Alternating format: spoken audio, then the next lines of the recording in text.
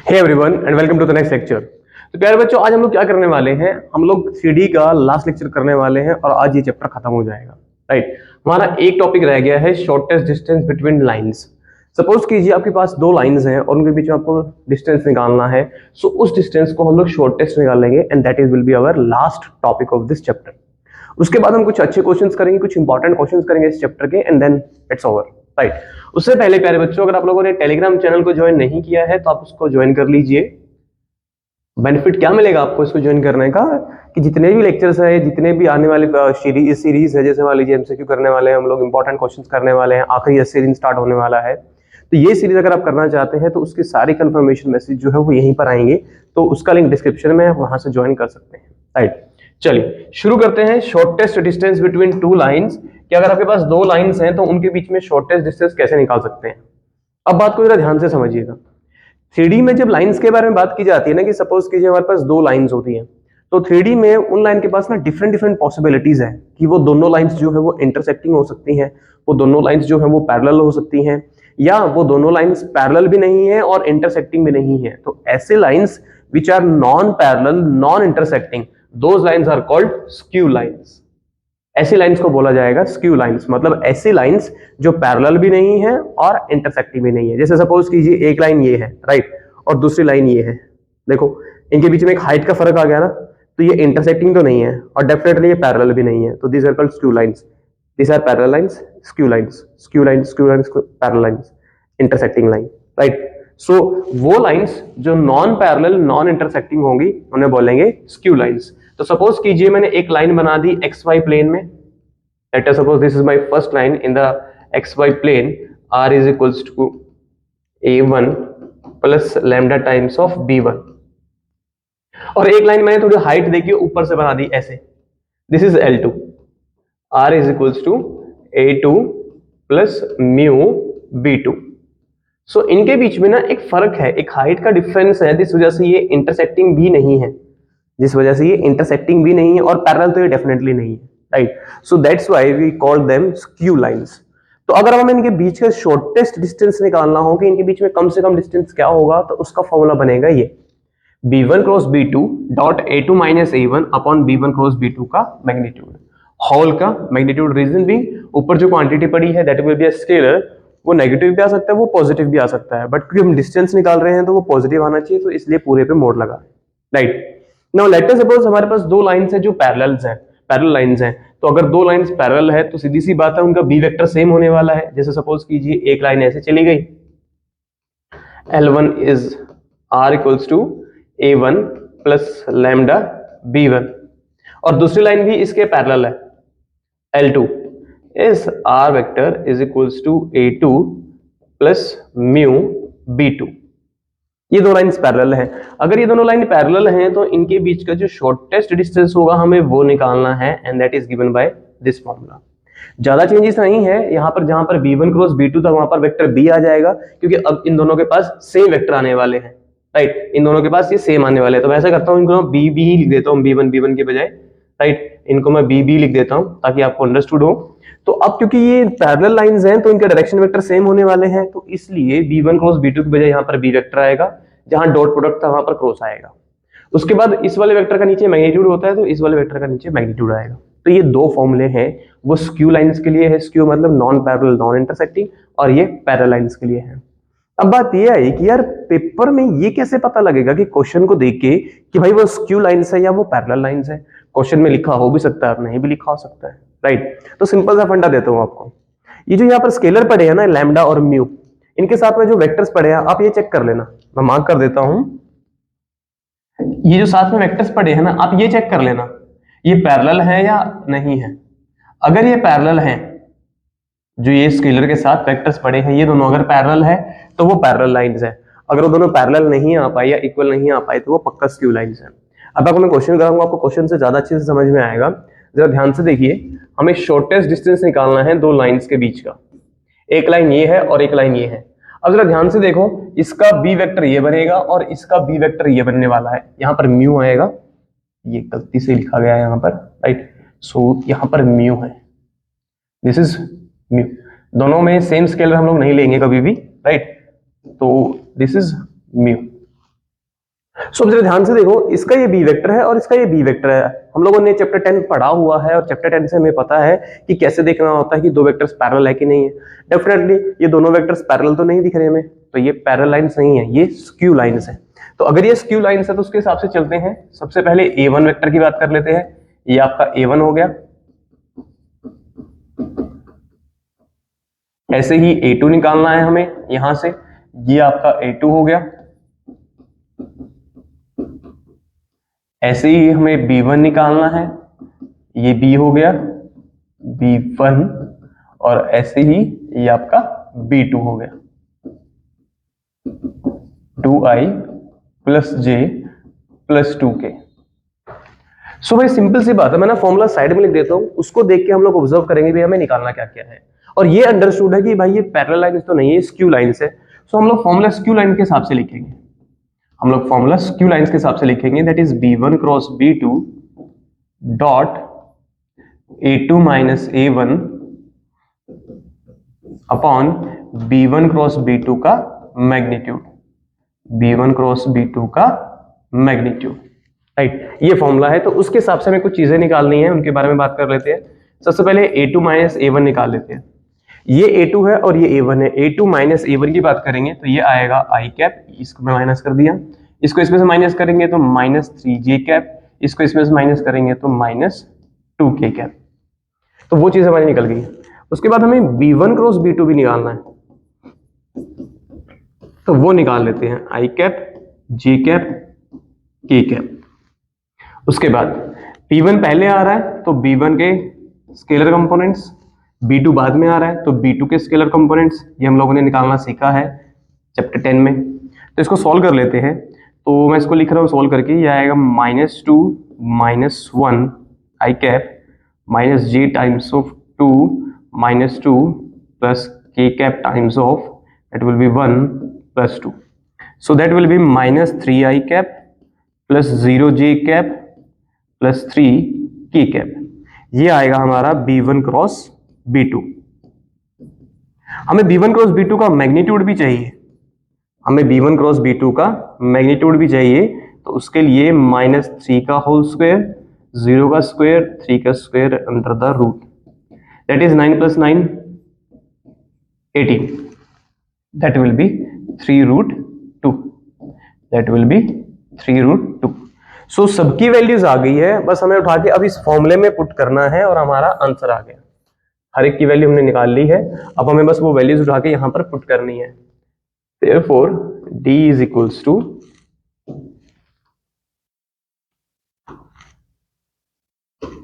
सबकी values put कर लेंगे यहां पर, that is mode of b1 cross b2, that is -3i cap plus 0j cap plus 3k cap dot with a2 minus a1, that is i cap -3j cap minus 2k cap upon b1 cross b2 का magnitude, that is 3√2। हमें इसको simplify करना है, जो भी आएगा that will be the final answer. i वाला i से मल्टीप्लाई होगा तो -3, j वाला j से होगा दैट इज 0, फिर k वाला k से मल्टीप्लाई होगा तो -6 अपॉन 3√2। ये बनेगा -9, मोड लगेगा तो +9 अपॉन 3√2, ये कटेगा तो दैट इज 3/2 यूनिट्स, 3/√2 यूनिट्स। ये आपका फाइनल आंसर होगा, राइट। ये आपका इस क्वेश्चन का फाइनल आंसर होगा। सबसे पहले यही पता करना है कि जो लाइंस आपको दे रखी है वो स्क्यू है कि पैरेलल है, और उसके हिसाब से आपको फॉर्मूला पता होना चाहिए, उसके हिसाब से हमें चीजों को इवेल्युएट करना है, राइट। चल आगे चलते हैं। ये नेक्स्ट क्वेश्चन है। सबसे पहले ये पता करना पड़ेगा कि लाइंस पैरेलल है कि नहीं है, राइट। तो ध्यान से देखिए, ये और ये सेम लिखा हुआ है, मतलब दोनों में जो वेक्टर्स है वो सेम लिखे गए हैं, राइट। सो बी वेक्टर्स दोनों के सेम हैं, दैट मीन्स लाइंस पैरेलल होंगी, right. That means line parallel होंगी, तो यहां पर पैरेलल लाइन वाला फॉर्मूला लगेगा। तो सबसे पहले लिख लेते हैं a1 वेक्टर के बारे में, i cap plus 2j cap minus 4k cap. a2 vector की बात करेंगे यहां से, that is 3i cap 3j cap minus 5k cap. और क्योंकि b वेक्टर दोनों का सेम है तो हम लोग इसको b1 b2 के बजाय सिर्फ b वेक्टर लिखेंगे, that is b vector, right. Formula लिख देते हैं साइड में, क्योंकि पैरेलल लाइंस है तो फॉर्मूला थोड़ा सा बदल जाएगा, that is b cross a2 minus a1 upon mode b। मतलब हमें ये सब चीजें निकालनी है, राइट। तो सबसे पहले a2 माइनस a1 निकाल लेते हैं, a2 minus a1, this minus this, that is 2i cap plus j cap minus k cap. उसके बाद हमें निकालना है b cross a2 minus a1, that is i cap j cap k cap.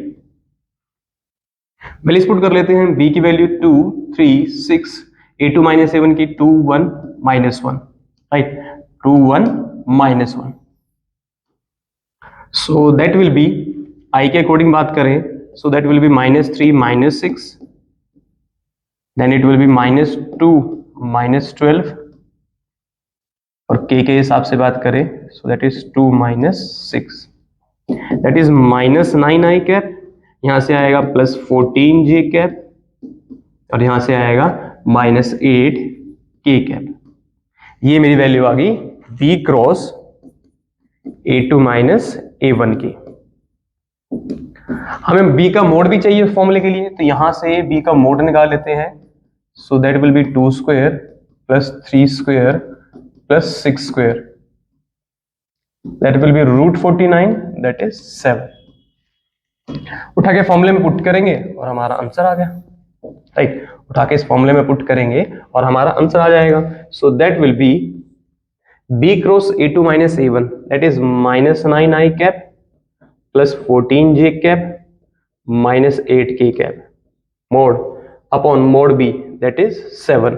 7 तो इसमें से बाहर आ सकता है ना, तो अंदर बचेगा mode of minus 9i plus 14j minus 8k।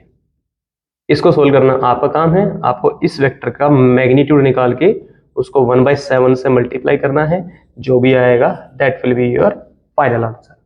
तो पहचान यहां पर भी सबसे बड़ी यही थी कि देखो दो फॉर्मूले हैं, कैसे पता चलेगा कि भाई पहला फॉर्मूला यूज करना है या सेकंड फॉर्मूला यूज करना है, राइट।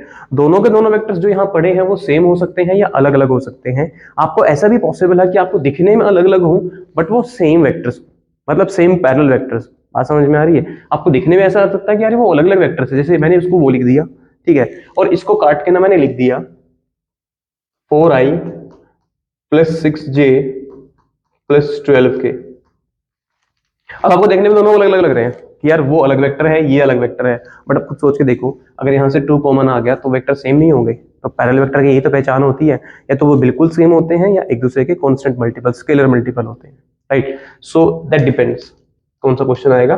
बस आपको जल्दबाजी में ये नहीं देखना है कि यार ये तो सेम नहीं लिखे हुए तो ये पक्का अलग वेक्टर्स होंगे, पैरेलल वेक्टर्स नहीं है, ऐसा नहीं होता है, राइट। चल आगे चलते हैं। कुछ क्वेश्चंस हैं बहुत ज्यादा इंपॉर्टेंट है जो आपको करा रहा हूं बोर्ड के हिसाब से। Find the shortest distance between the lines whose vector equations are given by this। बहुत ज्यादा इंपॉर्टेंट क्वेश्चन है, जरा ध्यान से देखिए। यहाँ पे लैम्डा और म्यू की बजाय ना टी और एस आ गया, तो ऐसा करते हैं ना, सबसे पहले इनको ना सेपरेट कर लेते हैं। तो आई वाला इकट्ठा, जिसमें टी नहीं आ रहा उसको अलग कर रहा हूं, और जिसमें टी आएगा उसको अलग कर रहा हूं।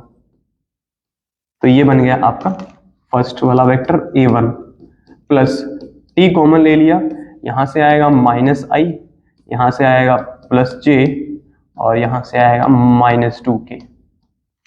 सेम उसके लिए भी कर रहा हूं, दूसरे वाले के लिए भी r वेक्टर इक्वल्स टू, सबसे पहले जिसके अंदर s नहीं है उसको लिख रहा हूं, सो that will be i plus 2j minus 2k, right. ये कुछ इस प्रकार बनेगा सिंप्लीफाई करके।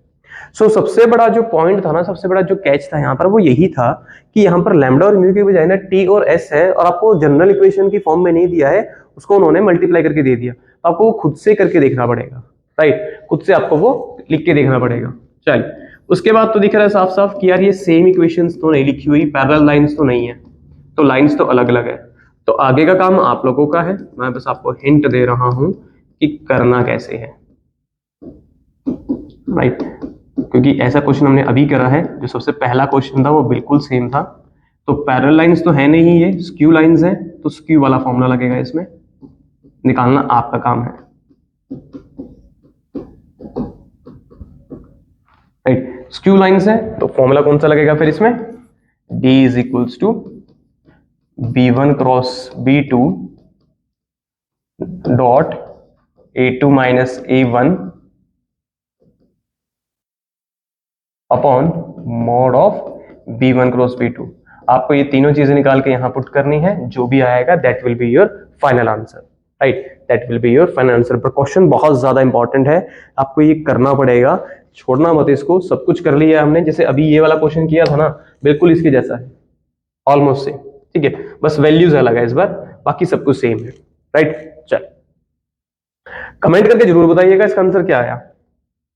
ठीक है, कमेंट करके मुझे जरूर बताइएगा इस क्वेश्चन का आंसर क्या आया।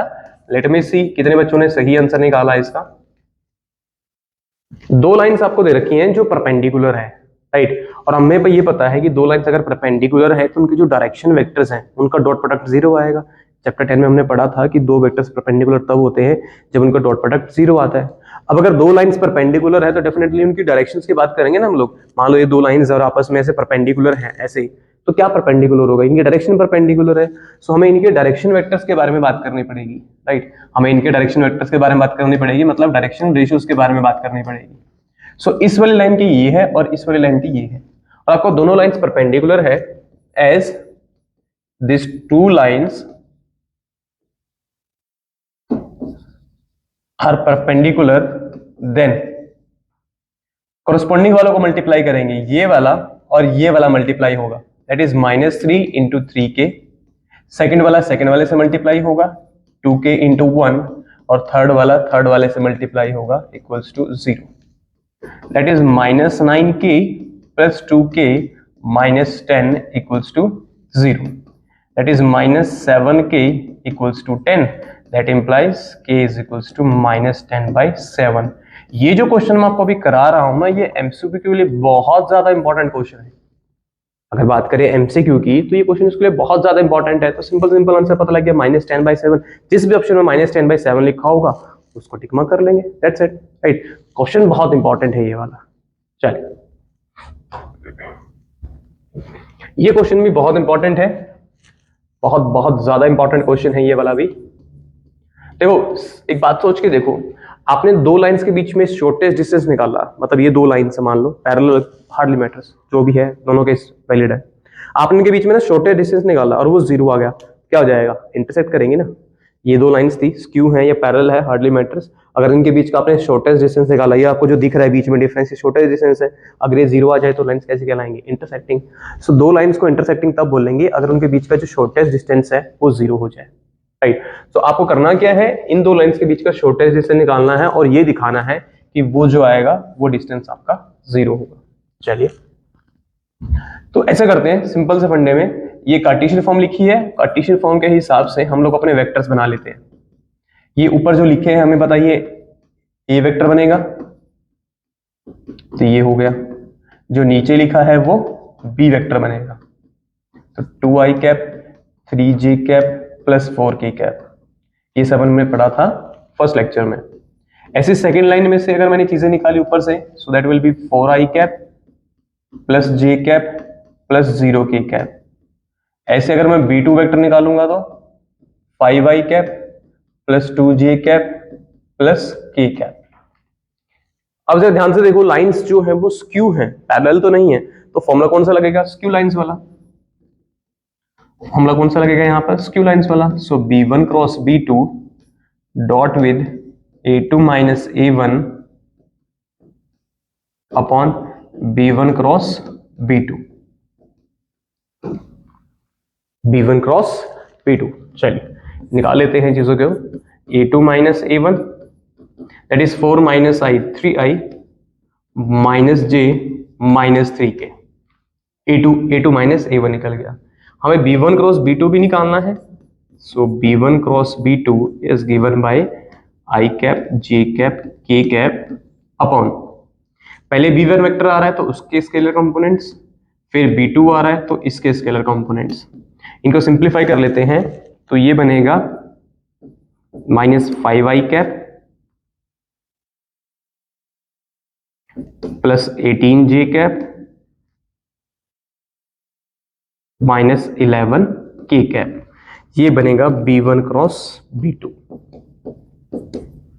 राइट। हमें A2 माइनस A1 का डॉट प्रोडक्ट निकालना है B1 क्रॉस B2 के साथ।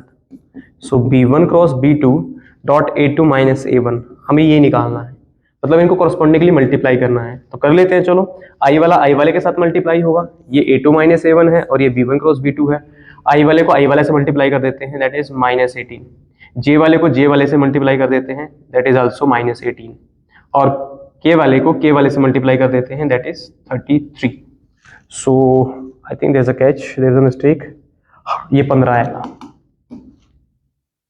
यहां पर 15 है, -5 और 3 -15, तो ये 0 आ गया, राइट। ये कैसा आ गया मेरा? 0 आ गया। मतलब जो इसकी न्यूमरेटर वाली क्वांटिटी है वो क्या आ गई? 0 आ गई। तो नीचे निकालने की जरूरत ही नहीं है, वैसे भी मुझे पता है B1 क्रॉस B2 का मैग्नीट्यूड नॉन जीरो ही आने वाला है, right.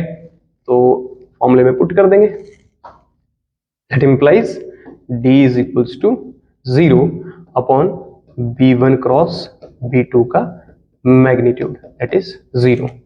Therefore, the two given lines intersect।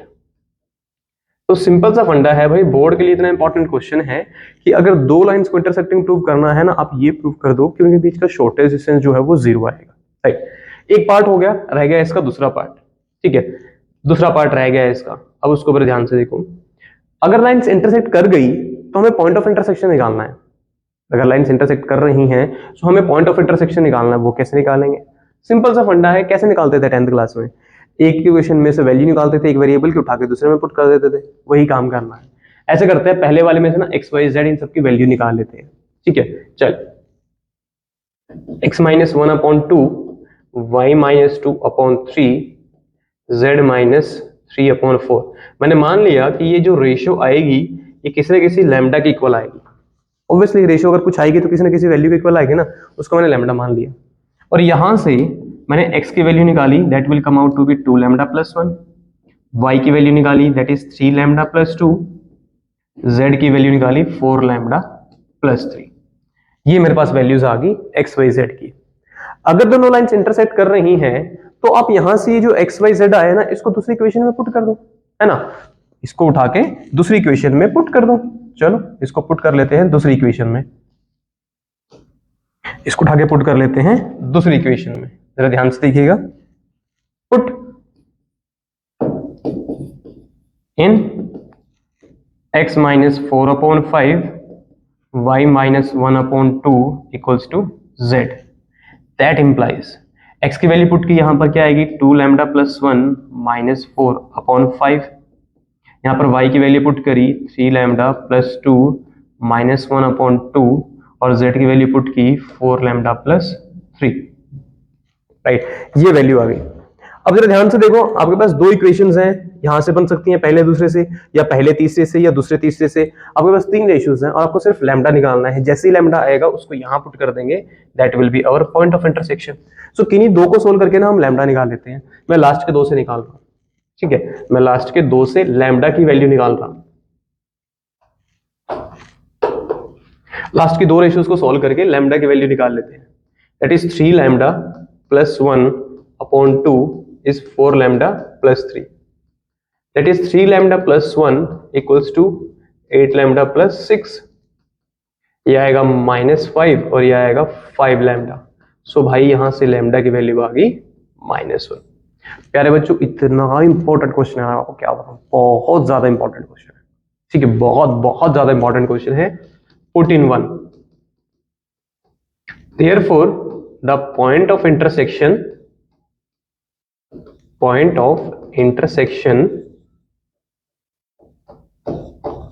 is, x में पुट करेंगे लैम्डा को -1 तो -1 मिलेगा, यहां पर पुट करेंगे तो भी -1 मिलेगा, और यहां पर पुट करेंगे तो भी -1 मिलेगा। सो इसका सेकंड पार्ट का आंसर होगा -1 -1 -1। बहुत ज्यादा इंपॉर्टेंट क्वेश्चन, मतलब बहुत ज्यादा इंपॉर्टेंट, राइट। बहुत अच्छा क्वेश्चन भी है। आगे चलते हैं और नेक्स्ट क्वेश्चन करते हैं। ये जितने भी क्वेश्चन आपको करा रहा हूं ना मैं, ये सारे आपके बोर्ड एग्जाम के लिए ना बहुत ज्यादा इंपॉर्टेंट है। इनको करके जरूर जाना और ध्यान से समझना, स्किप मत कर देना क्वेश्चंस को, वरना आपका नुकसान हो जाएगा। फिर बोलोगे सर आपने कराया था हम देख नहीं पाए, ठीक है, फिर प्रॉब्लम आएगी। Find the points on the line at a distance of 5 units from the point. आपको ना इस लाइन के ऊपर वो पॉइंट्स बताने हैं जिनका डिस्टेंस इस पॉइंट से 5 यूनिट्स आएगा। तो ये तो बहुत ज्यादा सिंपल क्वेश्चन है, बस आपको थोड़ा सा दिमाग लगाना है। ऐसा करते हैं, इस लाइन के ऊपर ना पॉइंट निकाल लेते हैं, इस लाइन के ऊपर ना पॉइंट निकाल लेते हैं। पॉइंट कैसे निकालेंगे, अभी पिछले क्वेश्चन में सीखा। यहां से x की वैल्यू आएगी 3 लैम्डा माइनस 2, y की वैल्यू आएगी 2 लैम्डा माइनस 1 और z की वैल्यू आएगी 2 लैम्डा प्लस 3। ये वो पॉइंट आ गए इस लाइन के ऊपर। Let us suppose for some lambda, ये वो पॉइंट्स हैं जिनका डिस्टेंस इस पॉइंट से कितना आएगा, 5 यूनिट्स आएगा। देन अकॉर्डिंग टू क्वेश्चन, ये जो पॉइंट आया है आपका और इस पॉइंट का डिस्टेंस कितना दे रखा है, 5 यूनिट्स दे रखा है। तो निकाल लेते हैं डिस्टेंस फॉर्मूले से, दिस माइनस दिस, तो 3 lambda minus 2 minus 1 square, same 2 lambda minus 1 minus 3 square plus 2 lambda plus 3 minus 3 square. Distance फॉर्मूले का यूज किया मैंने क्लास 10th वाले, x2 माइनस x1 का स्क्वायर, y2 माइनस y1 का स्क्वायर, z2 माइनस z1 का square, वो वाले का। आपको 5 दे रखी है उसकी वैल्यू। चलो स्क्वेयरिंग कर लेते हैं और इसको थोड़ा सा सिंप्लीफाई कर लेते हैं। यहां इसको सिंप्लीफाई करेंगे तो ये बनेगा 3 लैम्डा माइनस 3 का स्क्वायर, यहां से बनेगा 2 लैम्डा माइनस 4 का स्क्वायर, यहां से 3 से 3 कट गया, स्क्वायर ओपन करेंगे तो 4 lambda square equals to 25। Squaring कर रहे हैं दोनों साइड तो 25 आ गए। इसको भी एक्सपेंड कर लेते हैं, ये आएगा 9 lambda square plus 9 minus 18 lambda, यहाँ की बात करें तो 4 lambda square plus 16 minus 16 lambda plus 4 lambda square equals to 25। यहाँ पर लैम्डा स्क्वायर है, यहाँ पर लैम्डा स्क्वायर है, यहाँ पर लैम्डा स्क्वायर है। सो 9 plus 4 plus 4 that is 17 lambda square. उसके बाद यहाँ पर लैम्डा है, यहाँ पर लैम्डा है, ये 18 है और वो 16 है, that will be minus 34 lambda. उसके बाद यहाँ पर 9 है, यहाँ पर 16 है, सो दैट विल गिव अस 25। 25 उधर भी है, कट जाएगा। दैट इंप्लाइज 17 लैम्डा दोनों में से कॉमन आएगा तो ये बचेगा lambda minus 2 equals to 0। So lambda की वैल्यू आएगी मेरी यहाँ से 0 एंड 2। लैम्डा की वैल्यू आएगी मेरी यहाँ से 0 एंड 2। अब तो क्वेश्चन बचा ही नहीं कुछ इसमें, है ना। आपको लैम्डा पता लग गया, इसमें पुट करना था क्योंकि वो पॉइंट्स थे जो उस पॉइंट से 5 यूनिट्स का डिस्टेंस पे थे। देयरफॉर रिक्वायर्ड पॉइंट्स आर, एक बार लैम्डा को 0 पुट करेंगे, एक बार 2 पुट कर लेंगे। लैम्डा को 0 पुट कर लेते हैं, -2 देगा, -1 देगा और 3 देगा। एंड एक बार 2 पुट कर लेते हैं यहाँ पे, सो 2 पुट करेंगे तो देगा 4 3 7। ये रिक्वायर्ड आंसर है। और क्वेश्चन बहुत इंपॉर्टेंट है। इससे आपको ना एक चीज ये समझ में आई कि जब भी आपको किसी लाइन के ऊपर पॉइंट चाहिए होता है ना, आप क्या करो, उस लाइन की इक्वेशन को लैम्डा मान लो, ठीक है। वहां से एक्स वाई जेड जो निकल के आएगा that will B that point जो आपको चाहिए। अगर यही वेक्टर फॉर्म में होती ना तो भी सेम काम था। आप दोनों तरफ से एक्स वाई जेड की वैल्यू को इक्वेट कर लो, यही निकल के आएगा वहां से भी, राइट। ये आपका होमवर्क है और आपको करना जरूर है, ठीक है। 11.3 इस बार नहीं है, इस सेशन में नहीं है। उसके अलावा आपको सारे क्वेश्चन करने हैं। मिसलेनियस के अगर इस सेशन की बात हो तो आपको वो क्वेश्चंस करने हैं जिसके अंदर प्लेन के बारे में कोई भी डिस्कशन नहीं हुआ पड़ा है, राइट। तो आज का लेक्चर प्यारे बच्चों आपको कैसा लगा मुझे जरूर बताइएगा। आज के लेक्चर में इतना ही है, हम लोग मिलेंगे फिर नेक्स्ट लेक्चर में, नेक्स्ट चैप्टर।